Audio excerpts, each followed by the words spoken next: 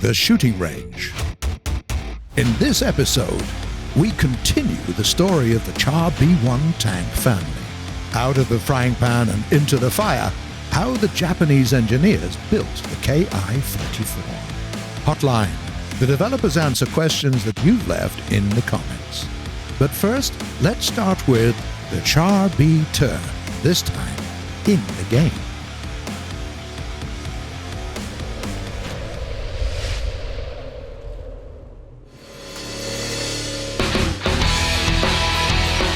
The update 1.75 finally brings us the French ground forces. Let's take a closer look at the new vehicles and how to play them. We'll start with a tank that we briefly mentioned in the previous episode, Char de Bataille B1, modification Tur.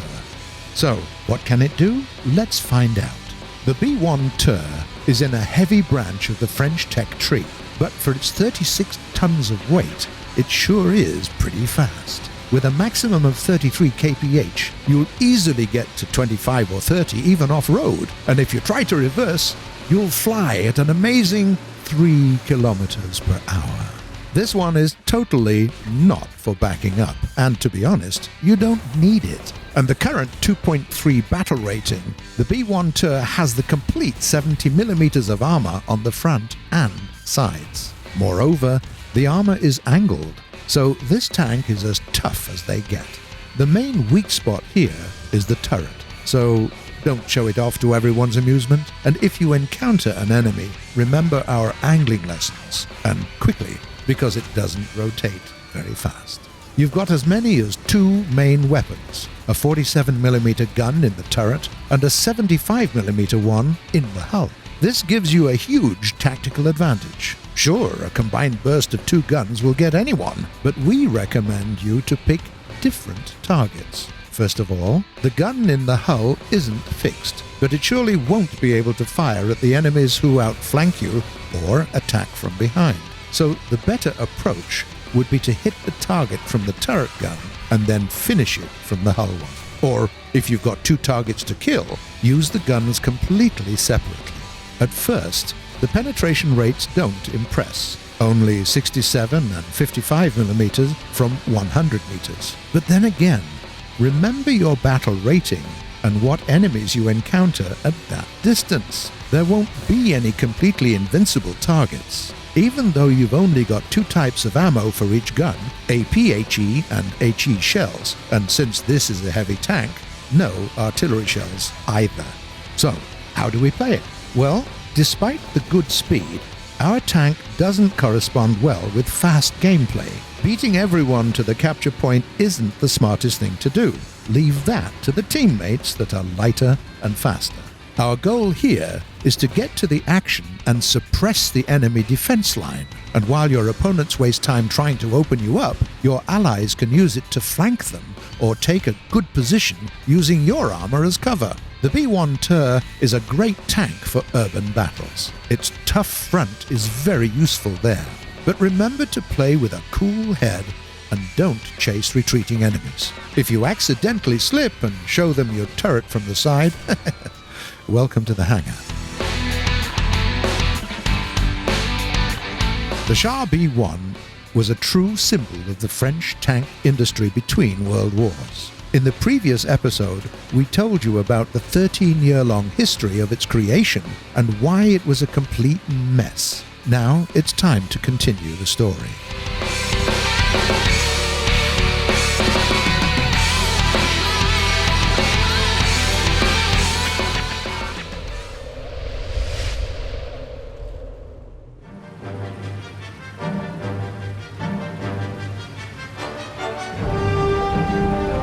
The early 30s weren't easy for the French tank industry. The D1 and D2 tanks weren't very promising. The development of the new light tanks was only just beginning, and there was no way to replace the old Renault FTs. So the French began the production of the Char B1, while continuing to fatten it up. The new French 47mm guns could easily pierce 40mm of armor, so they decided to increase the armor to 60mm and compensate heavier weight with a 300 horsepower engine. Meanwhile, the engineers from Atelier de Puteaux developed an improved turret where they placed a more powerful 47mm semi-automatic gun. As it was, the second version of the famous battle tank, they called it the B1 bis, and it became the most mass-produced of them all. By the way, the French, being, well, a little bit French, refused to admit that the Char B1 turned out to be heavy. For them, it was a medium tank and nothing more. And to be honest, it was kinda odd. The main 75mm gun was in the hull. It had a short barrel, proved to be a lot more powerful than its counterparts from Germany or the USSR. The driver also had to work as a gunner, and since the gun was semi-automatic, it shot pretty fast. Just load the shells in time, and it'll fire. The ammo was stacked pretty much all over the tank. To get at it, they used a passage inside the engine compartment that went almost all the way to the back of the tank, as though it was in a submarine or something.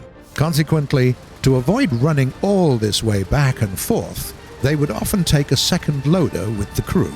Not far from the driver was the radio operator, and above them all, in the turret, there was a lonely commander with an enormous number of duties. Control the situation on the outside. Check. Command the tank. Check. Operate the gun and the machine gun. Also, check. So, damn busy. As the production of the B1 bis was mounting, the engineers were developing the next version of this tank. The armor went up to 70mm. The side armor plates became angled, and the huge air intake jumped from the side to the back. But the main change happened to the 75mm gun in the hull.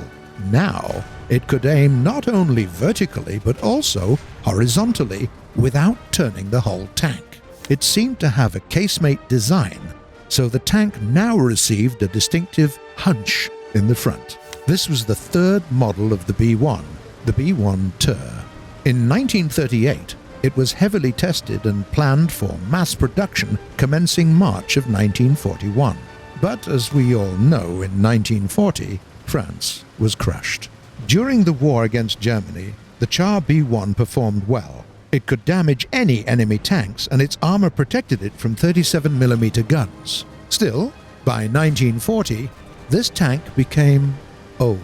Nevertheless, it remained in service until 1950.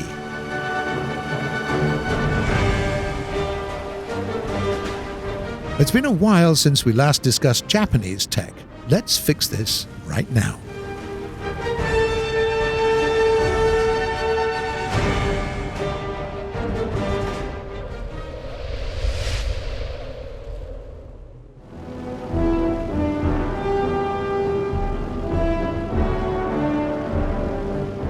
Even after switching to monoplanes, the Imperial Japanese Army Air Force believed that maneuverability is the most crucial thing for a fighter aircraft. To improve this parameter, they sacrificed everything else. The armaments? Who needs them? Let the Ki-27 and the Ki-43 have a couple of machine guns, those will do. Durability? Same answer. There's no need to install any armor that would make the plane heavier. Protected fuel tanks? Never heard of such nonsense. The same Ki-27 and Ki-43 would explode after the first hit of a flame projectile. But in the maneuverability area, the Nakajima Corporation managed to achieve some astonishing results while creating the Ki-43. In Europe, they'd switched to vertical maneuvers and speed performance years earlier. In 1939, the Japanese pilots and generals learned their lesson when the Red Army Air Force smashed them during the battles of Khalkhin Gol. They expected an easy fight against a dying image of an army that was the Imperial Russian Army, as they'd remembered it from the Russo-Japanese War 35 years prior.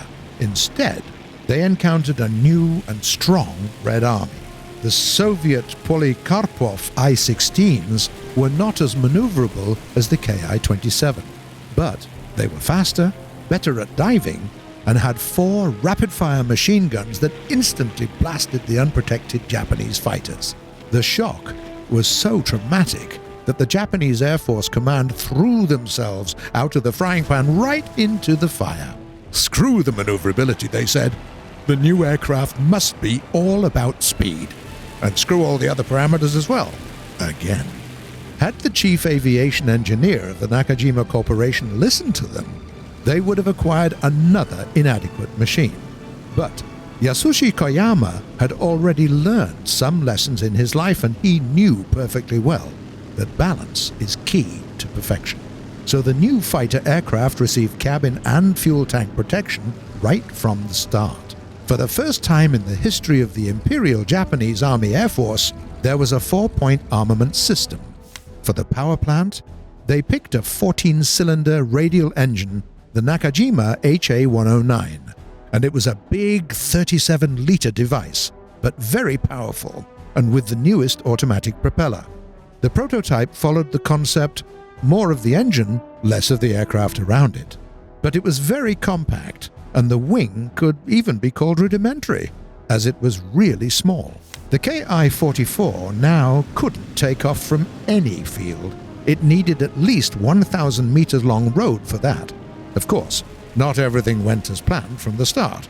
After all, they'd never built anything like that in Japan before, and, as expected, the aircraft lost in maneuverability, but only compared to its own predecessors. It was still pretty agile for the new wave fighters. The pilots didn't like the Ki-44 from the start. Well, who could blame them? High landing speed, a difficult takeoff, an unusual engine control, and a completely different combat use. But after the war went to the Pacific Ocean, this interceptor proved to be very useful. It was the only Japanese aircraft that was able to catch the fast US bombers. There was a problem with weapons, though. 4 heavy-caliber machine guns with weak ammo clearly weren't enough to hunt the flying fortresses. But the story of the rearmament of the Ki-44 deserves a separate video. It was a comedy turned to a tragedy, and back to a comedy. Get ready for the traditional last part of our show, Hotline.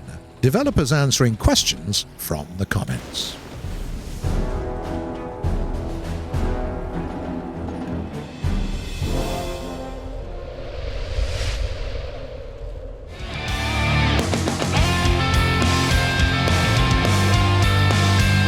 The first question comes from a user called Emmanuel Pertil. You talked about the Soviet modifications of the Hurricane. Will they be added in the game? There is already a premium Soviet Hurricane, which is pretty much it, a modified version of the familiar design. The second question is by a player called Mazer924. Hi Gaijin, please answer the question. Are you going to add the G.91Y? Italy doesn't have anything at 9.0 yet, and this plane would be perfect. Can't promise you anything specific, mate, but this is totally possible. Then, there is a question from Lisek Baron. Any plans for experimental Soviet fighters like the BI-1 or the BI-6, the I-250, LA-7R, etc., etc.? Hey, mate, we actually do have plans on some of those fighters, so keep your eyes peeled. The last and very important message comes from a user called Soro, and he says, a tongue twister challenge for Bruce in German. Brautkleid bleibt Brautkleid und Blaukraut bleibt Blaukraut. That's it for today, but feel free to write your questions in the comments below. We do read them all, and you might see some of them answered in the next episode. If you like what we're doing, don't forget to subscribe to our channel. See you on the shooting range.